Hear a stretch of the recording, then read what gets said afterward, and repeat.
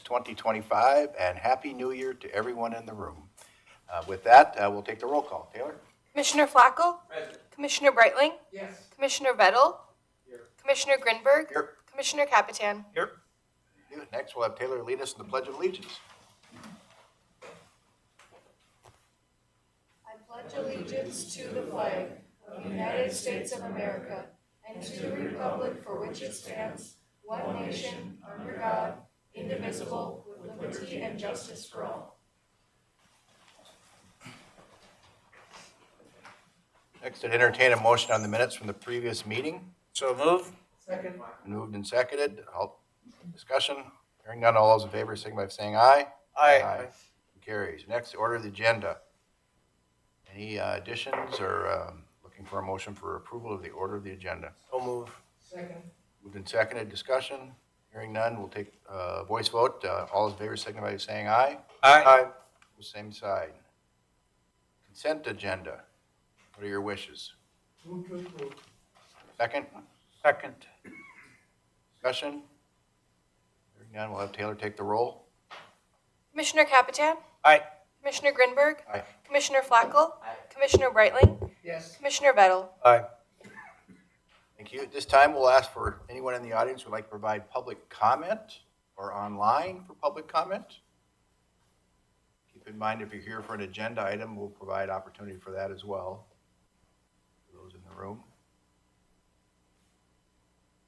Seeing or hearing none, then we'll open the regular agenda.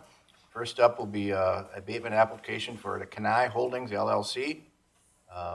Mr. Splanoski, did I pronounce that right? Good morning. Good afternoon. Commission, my name is Mike Splanoski. I'm the City of Fargo Assessor, and I'll be presenting a series of abatements for you today. The first one is Kenai Holdings, and this is a house down in Fargo. And the story behind it is that with the original owner, when they built it, they denied access to our appraisers to look at the house at the end of construction, but told the appraiser that it was going to be finished with all top-of-the-line finishes. Later, when the property was sold on the sheriff's sale, the owner requested a review of the values, and upon review, we found that the finish had been overgraded. So when we did the review of the property and did an analysis on it for the value, we did find that an adjustment for the value needed to be done. And so the new values that are proposed at the bottom of the pages is based on the value of the new corrected grade. One thing that you will notice is that for the 2022 abatement application, the appellant only asked for a reduction from $1,083,000 down to $1,042,000 based on the numbers that we had come up with on our review. But we, as the city assessor, we are actually recommending a lower value for 2022 down to $826,800 based on the corrected grade and the review of the market activity of the time. Questions? Are you going to take these one at a time? I mean, 2022, 23, and 24, or? However you wish to I think do you it. have to take them with Mr. Wilson. I would look to the suggested motion at the bottom of that briefing memo if you are considering a motion. Michael. Question before we put a motion here. Are you ever able to ask them for proof of the materials that they ordered and that were delivered to you as an option in terms of getting a more accurate assessment of what they actually put into that, or is that? Well, at this point, being it went through foreclosure and it was on the sheriff's sale, we don't have contact with the original owner any longer. I couldn't even tell you where he's at. The current owners, I would be very surprised if they had that information. Continue. I'm specifically asking about the original, because you were, in essence, stating that their word that was top end high finishes. Right, but at that point, could you have asked them for copies of delivering materials to us? We certainly could have asked them for it, but again, whether We they never would did. have it or not is very doubtable, because typically the foreclosure is 3 years from the time that the taxes went delinquent. And then from that point, you know, I don't know how long he owned it before it went into foreclosure, so. Yeah, and additionally, everything we do is based on permission from the property owner in the first place. So I guess our thoughts on it would be if they weren't going to let us in their home to begin with, they likely wouldn't provide us any information that we were asking for. We have no mechanism to require them to provide that. Commissioner. And I was, you know, direct to Abatement. Commissioner Flacco, is I served in that office for 23 years, and there's no way you could, I mean, you could ask for it, but the owner wouldn't even have a list of supplies or whatever. You'd have to go to the contractor for that. We never, that was never a question. The original owner was a contractor. But again, I mean, we have it in our books who it was, but a way of locating him is pretty difficult. And the reason why I ask is, some people still want you in their house. Yep. And it's, you know, a notable separation from, here's all my bills. Yeah. Thank you. Other questions? Is there anyone from the property that would like to address the commission on this one? Please come forward.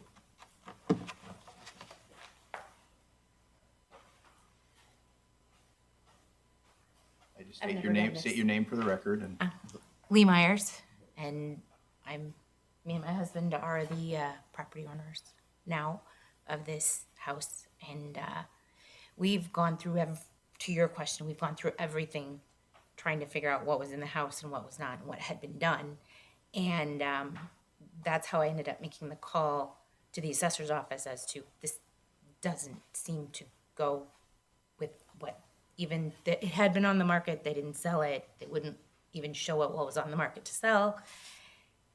So we did everything we could to find out, and we're cleaning up a mess right now, frankly. But it's more to your question, we've already tried, so.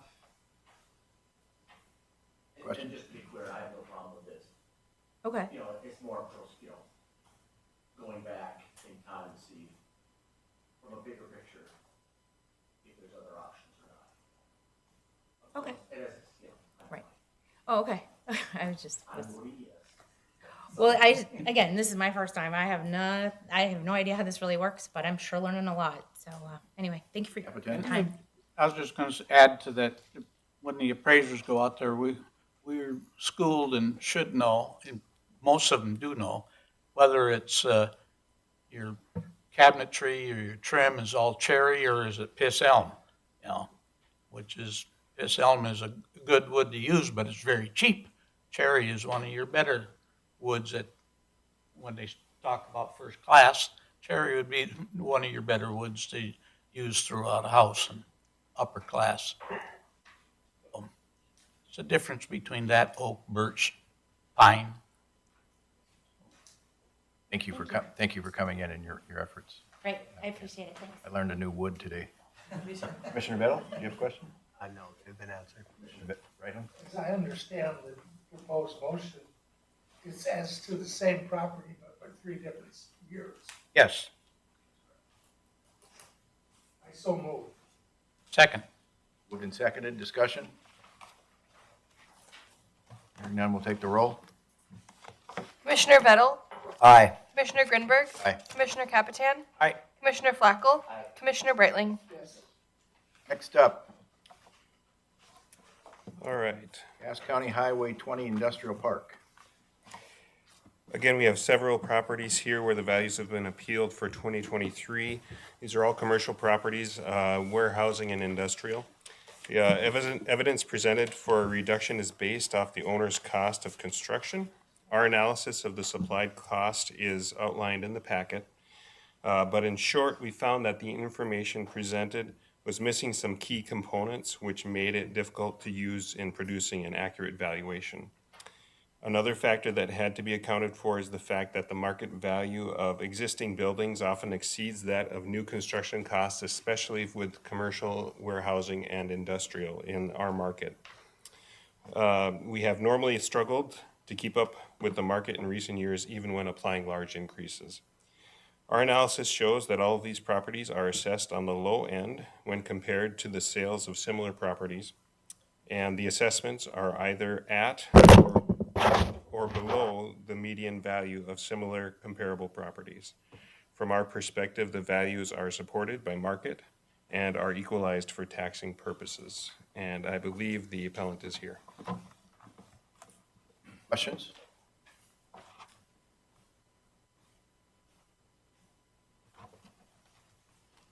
Thank you. Welcome. Thank you. Please state your name for the record. My name is Kurt Bowman, and I am the CFO for a group of companies located up on County Road 20, all owned by the same individual. County 20 Storage and Transfer is the company today. We, just a brief background, we have 9 properties on County Road 20 and a few blocks north of County Road 20 between 33rd and 37th Street North. Those 9 properties encompass about 1 million square feet, actually a little bit more, produce between 1.2 and 1.4 million in property taxes with specials, and we've operated there for years. Of the 9 buildings, 8 of them are steel construction. 1 of them is a concrete stand-up building. We, in addition to those 9 structures, we are in the process of building in 24 and 2025 2 additional buildings, each 196,000 square feet, up on the newly improved 42nd Avenue North. We are not contesting the value placed upon the land, although it's arguably high, but we're not contesting that. What we're contesting is those 2 196,000 square foot buildings, all in, and if they need more data, I can certainly provide it. For the building itself, not the land, we constructed them for $51.70 a square foot. Our older buildings that we are contesting, one of them right across the street from these new buildings has been newly reevaluated at $73.12, about $21 a square foot higher than the $24, $25 real dollars sitting right across the street. The ranges are from 54 to 64, 65 on the other buildings we're contesting. After the city council meeting, I asked for the appraisers' comparables because at that meeting, they cited a range of about, and I'm working from memory, but about $50-some a square foot in their comparables up to almost 120. So I received that list. On that list of comparables, there are 21 properties. 8 of which, in the 21, were 5 of them, so that we're comparing to ourselves. Of the remaining 16, 8 are cement, either cement stand-up or concrete poured. They can't be compared to a steel warehouse. There's no, that's apples and oranges. There's all kinds of factors. In their cement comparables, we are being compared to the new hangar for Fargo Jet Center at $116 a square foot for the building. So I said, let's separate those. I took only the 8 steel warehouses on the list that were not ours. They range from $53 to $88 a square foot. So I looked at the high one, That warehouse was sold to itself. It's evident, I'm a CPA, a tax practitioner. It's evident in the sales history.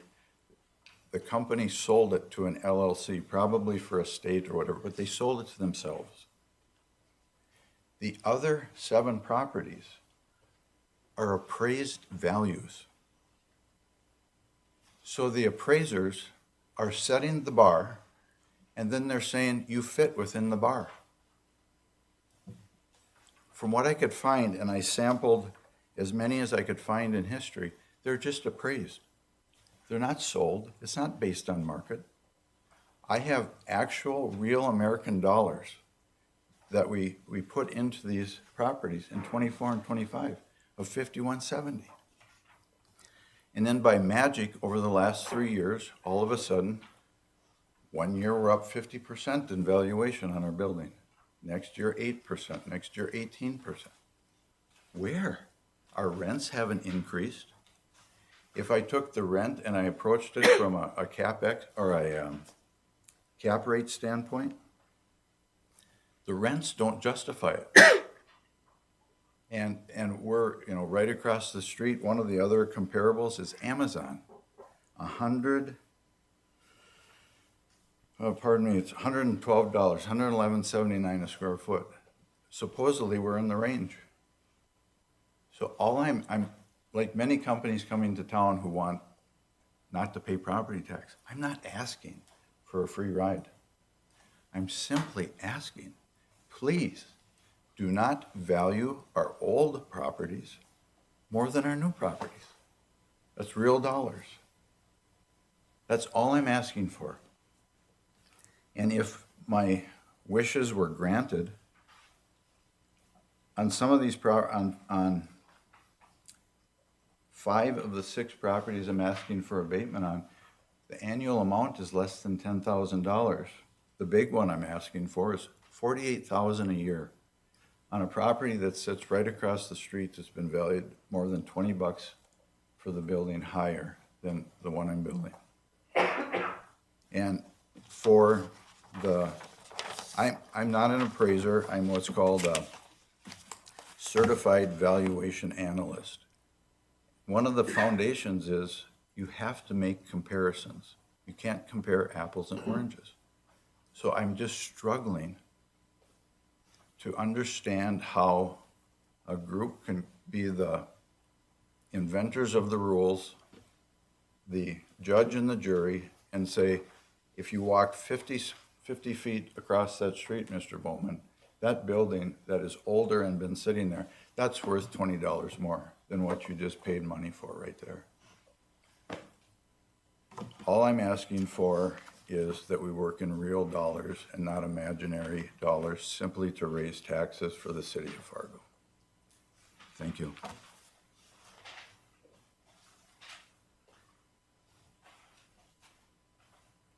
I have a question.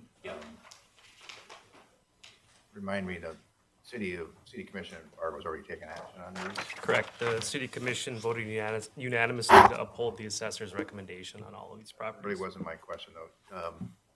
Talk to us about what's changed up there on County Road 20 with Amazon's project. And this isn't the first time that, I'm 2 years on the county commission, I believe, my memory serves right. We've had valuation concerns my 4 years on the city commission between 2016 and 2020. Mm-hmm. Talk to us about what's going on up on that area because of obviously new investment and what, if any, connection it has to existing properties. Is it kind of a catch-up all, what's going on with all the development up there, or any opinions or thoughts you can share to help the commission understand that what's going on? Because it's been going on for a while with these valuation changes. Sure. Yeah. In general, industrial valuations have been low for 4 to 5 years now, since approximately 2019. Each year we enter into our assessment sale ratio study. At that point, we're looking at the sales of industrial properties versus the assessed values of industrial properties. That's called a sale ratio study. And we find ourselves in the 80 to 90% range. So that means we're valuing industrial properties at 80 to 90% of market value. Our goal is to have our industrial properties and all properties in the city of Fargo valued between 90 and 100%. That's where all the increases are coming from. It doesn't seem to matter which part of town we're looking at, which class of building we're looking at, which age of building we're looking at. All of them are low. That's why industrial values continue to increase. The appeals that you're referring to, I can't quite speak for. The only ones that I know of is Amazon itself. The others may have been before my time, so I don't know if I can really elaborate on Yeah, that. again, I'm going on memory. It might be, just, and part of that might be special assessments as well. I know That lot could be a of- very different issue. Yes, yes. Yeah, it could be what I'm carrying in my head. Yep. Just curious. But I would like to say that I think there might be some confusion with the information that we've provided with the appellant. On each staff-provided write-up, you have two tables. The first being the comparable sales summary. Those are the direct sales that we've compared to the subject property. Amazon or the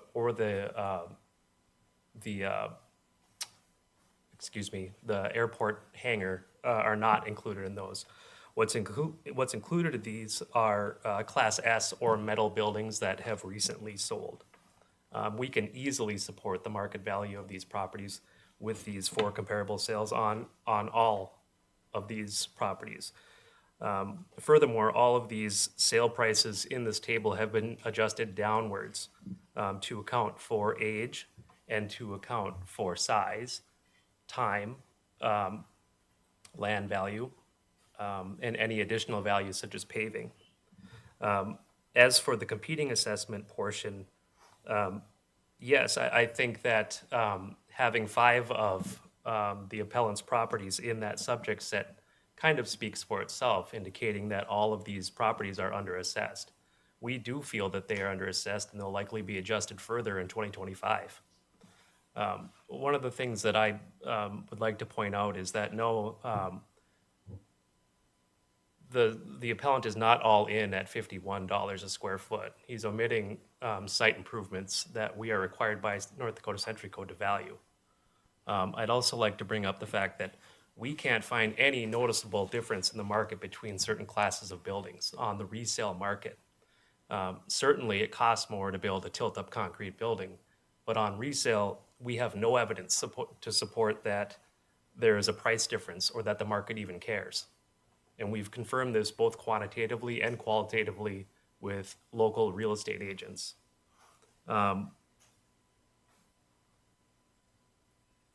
So in summary, we feel that all of these buildings are adequately supported and likely underassessed, not overassessed. Questions, Commission? What are your wishes? The second page Breitling? lists 4 categories of the presentation that we have in front of us. What page are you on, Commissioner? That would be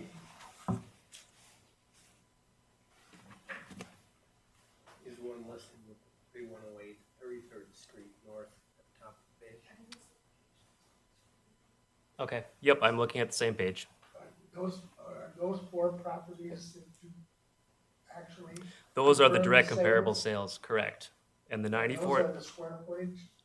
Yes, the comparable one is 48,750 square feet, 65,200 square feet, 61,919 square feet. These are all large warehouse properties that are directly comparable to the subject and are all Class S or metal buildings. Furthermore, if you look at the dollar per square foot, that's adjusted downwards to account for the age of the subject. Thank you. Other questions, Senator? Question being, you cited on-site improvements. Correct. What on-site improvements did they have that were not included in the other referenced properties?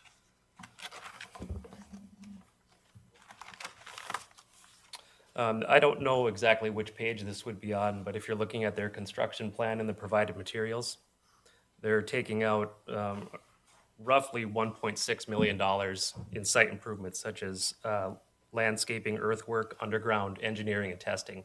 all of those are factored into our market values.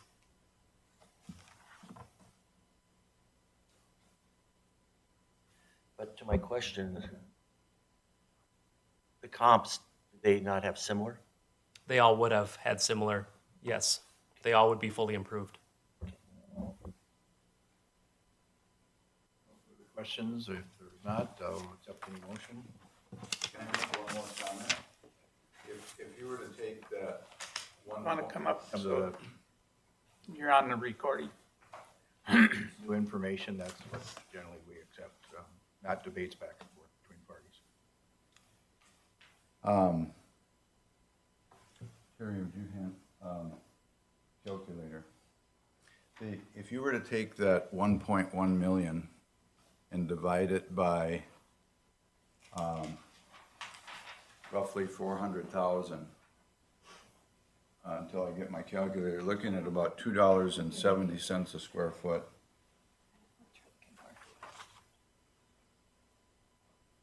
What did you say it was? One what? 1.6 million. Again, you're more than willing to provide your feedback, but to go back and forth, and it's not generally a debate. Okay, $4 a square foot, rounded up. If you were to take the. Add on, Sure. If I concede that $4 a square foot, 5170 and 4, 5570. How do we get to 7366 right across the street? How do we get to 64? How do we get to 65 when we're working with actual, real dollars? I don't get it. And the sales price and stuff, I've not been able to find anything that warrants $96 a square foot. Thank you.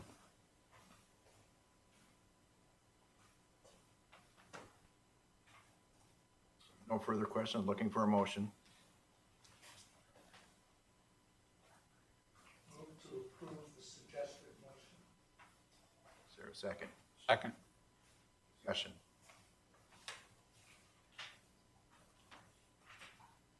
Hearing none, we'll have Taylor take the roll. Commissioner Breitling, Yes. Commissioner Vettel, Aye. Commissioner Grinberg, Commissioner Capitan, Aye. Commissioner Flacco. Next up, LH Broadway LLC.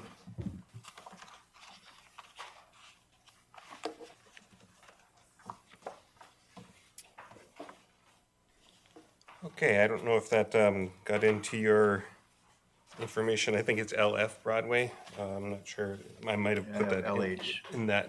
Okay. Well, anyways, it's on the deed Is correctly. it So anyways. 406 and 412 Broadway? Yep. So these are two commercial properties located in downtown Fargo. We are recommending a reduction on 412 Broadway and a no change in value for 406 Broadway. For 406, we have a market support showing that the majority of the similar properties are selling in that $100 per square foot range. And with a current value of $78 per square foot on that property, we feel that we are accounting for any condition issues or any other negatives that are present in that property. The analysis presented shows that the property is being assessed below similar competing properties. And so, again, we are just recommending no change in value on the 412 on the 406. And then we did agree with the assessment on the 412 Broadway that it did need to be reduced. Questions? Thank you. Anyone in the room or online that would like to address this item? Hearing none, we'll entertain a motion. I'll move. Commissioner Redling moves, I'll second. Captain seconds, discussion? The suggested motion now. It was, I'm sorry, that'll let move though. stand corrected, Commissioner Vettel.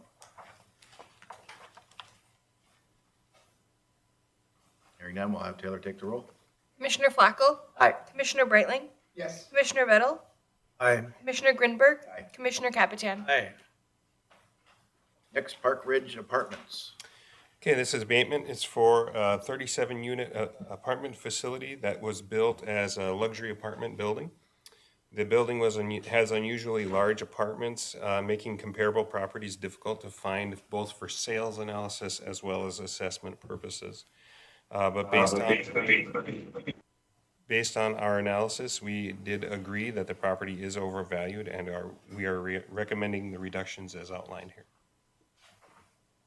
Questions? Move to approve. Oh, excuse me, I think, looked like Joel was going to ask a question.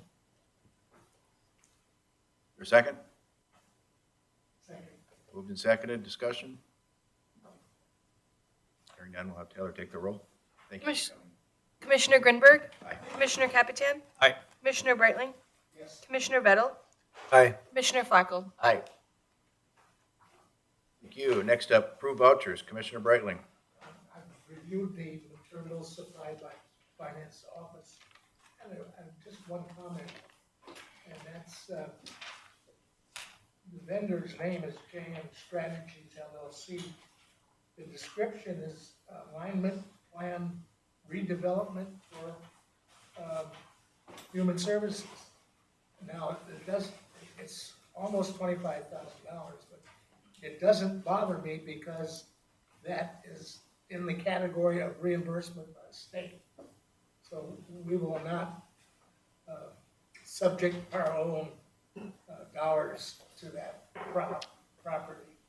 And I'm not sure exactly what that involves, but I believe it's some joint work between the various groups of development areas. We're all on our cast by ourselves, but there are others that are multiple counties. And I believe it has to do with coordination of those activities. Just for an explanation. Move to approve. Second? Second. Seconded. Discussion? Hearing none, we'll have Taylor take the roll. Commissioner Capitan? Aye. Commissioner Bettel? Aye. Commissioner Grinberg? Aye. Commissioner Flacco? Aye. Commissioner Breitling? Yes. Start on the right side of my seat today for committee reports. We had the state's attorney holiday party last week. We had the most excellent DJ, Bob Henderson, did an outstanding job. The K&B lawsuit result came out. Short version is it was reversed and remanded. The slightly longer version is the county didn't win directly, but I think overall for the county and for the state, it's probably a win. I would suggest that we have Dan Gosted come and brief the entire commission at a future meeting. Commissioner Capitan. Flacco. Only a couple things. Reading status, the NDSU Cass County Extension person won the Core Values Award based upon community driven core values, student focused, stakeholder driven integrity, impact, and innovation. So that was nice. A couple of you, I talked to the coroner, and a couple of you I know talking surreptitiously found we'd like to have everybody have walked through or been exposed to the facilities there. So probably hitting up a couple of you to see if you have a time when you can go through and look at that. And then it was in the paper, but just a reminder to the citizens and the newspapers and reporters, the discount deadline for 2024 real estate taxes for Cass County is February 18th if you want that discount. So it's fast approaching. And meeting with the Clay County Commission tomorrow. The sheriff's office will be, I'll just be there for support. And with the hope of having them adopt a contract where they'll take, I think we're looking at maybe 10 inmates from the jail that could be housed in Clay County. And if they approve that, then it'll come over to our side of the river for review. And then they would ask that we would adopt that. So that's kind of one of those in the works. And I'll get it, since we started on this side before anybody else grabs it. Good luck to the Bison tonight in the national championship game. So go Herd. Mr. Driga, Nothing to report. Commissioner Bettle, Commissioner Brightling. I would agree with our state's attorney's recommendation that Mr. Gosted be asked to provide us with a report In person? in person. When do you think that would be time-wise? I will need to coordinate with him. Okay. Sounds good. Thank you. That's it. Wilson. Mr. Chair, members of the board, just a couple of a couple of things to update you on. A reminder that we are not going to have the second meeting in February. There was a conflict. We discussed that a couple of meetings ago with a Association of Counties event out in Bismarck. So for department heads, items that you may need to bring before the board, if they're not ready to go for the second meeting in January, certainly make sure if they have a timeliness need that they are ready for the first meeting in February.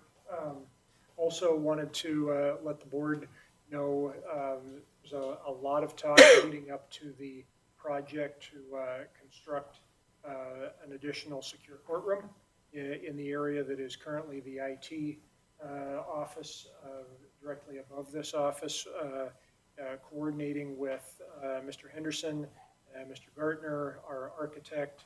We are anticipating that project will begin on February 10th next month. We look to have the construction contracts on for commission consideration in 2 weeks, the second meeting in January, and then begin that project February 10th. I just wanted to give you that update, as that has certainly been an item of considerable conversation up to this point, and we'll continue to provide you updates through the project. That concludes my report. Thank you. Thursday, we have a short organizational diversion authority meeting in the afternoon, basically to establish our calendar for the year, as well as name the new members of the diversion authority and roles in respective committees. So that'll happen Thursday afternoon. Commissioner Breitling will be the new likely chair of the Lands Committee, and Commissioner Captain are joining the diversion authority. I have taken the role of chair for this year. And then same day prior to that, Mr. Shockley and Mr. Nicholson and I and Mr. Wilson will be in Bismarck to provide an update to the House Appropriations Committee on the diversion. They've had some questions and want a general update, so that'll be happening actually at 3 o'clock, and at 4 o'clock we're tying in virtually for the diversion authority meeting. A lot underway with the diversion project. This will be another significant year of progress. And as chair, I'm really looking forward to February 1st when Jason Benson starts, because some of the role that I'm playing right now will be handed to him. Commissioner Breitling. One thing that I do want to mention is that we have scheduled for this Friday interviews for the replacement for Mr. Benson. They are scheduled at least in the afternoon at this point. So we're looking forward to being involved in that process. Thank you. Tidbit on Commissioner Flacco's point, I did ask Sheriff Johnner with the proposal of the beds in Clay County to make sure we're tracking the costs, and ultimately if it's a decision by the State Corrections Office for us to find additional room, given the nature we're at with our expansion, those costs, are they truly Cass County's, or are they a result of the state's decision to curtail where prisoners should have been sent to in the beginning? So we'll be tracking that as well. At our next meeting, we'll have much more of a comprehensive update on the legislative process. They start tomorrow, So as they say, saddle up and learn a lot more in the coming weeks what's coming at us in respect to property tax reform. And even though it won't be resolved in 2 weeks, we'll have a better idea where things are coming from. And Commissioner Abatement, What time is that Diversion Authority meeting on Thursday? 4 o'clock. We moved it to 4. Yep, because of our presentation from 3 to 3:30 in Bismarck, so 4 o'clock. So with that, correspondence? No correspondence. Your motion to adjourn. So moved. All those in favor signify by saying aye. Aye. Same sign, motion carries. We are adjourned.